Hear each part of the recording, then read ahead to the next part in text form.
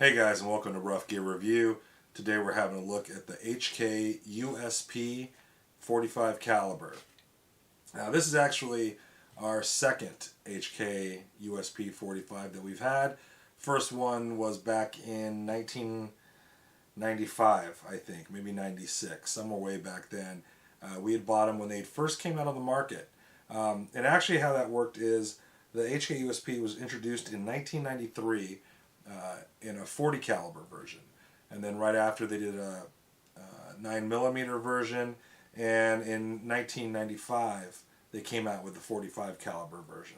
That was the one that we picked up way back then, and more recently in the past year or so we've picked up another one of these. I gotta tell you, the H&K Usp is a great handgun. Matter of fact, I'd have to say this is probably one of the most accurate, out of the box, unmodified handguns I've ever had, and that's a lot to say. I mean, we've had tons of handguns here that we pull right out of the box and go to the range and shoot, and I mean, I have to say that this one is probably one of the most accurate ones I've ever fired, and right out of the box without any modifications or anything like that. The Usp, it's a bigger gun. I like it though, but it's not a small handgun, but it's not insanely heavy either. This is going to have a steel slide. It has that nitride finish on it. It's going to have a polymer frame. A lot of guns go to polymer frames nowadays. The weight on this is almost 2 pounds, 1.96 pounds empty.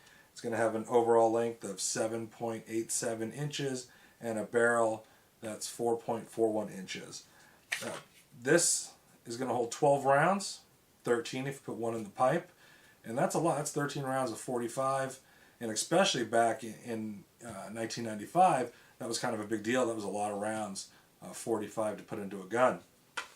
I think Para Ordnance they were the leaders. I think they were doing 14 rounds in one of theirs, but that was a lot of rounds. It's double single action, so you can either fire it with a hammer back or double action where you just pull the trigger and it'll fire. It's going to have a external safety, and that safety also acts as a decocker.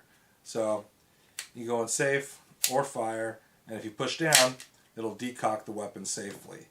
It comes apart real easy. It's just a few pieces: barrel, recoil guide, and the recoil spring, and the slide comes off, of course.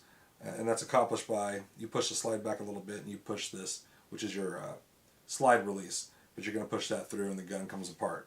Of course, it locks back on the last round, and that slide release is actually kind of extended, really easy to manipulate.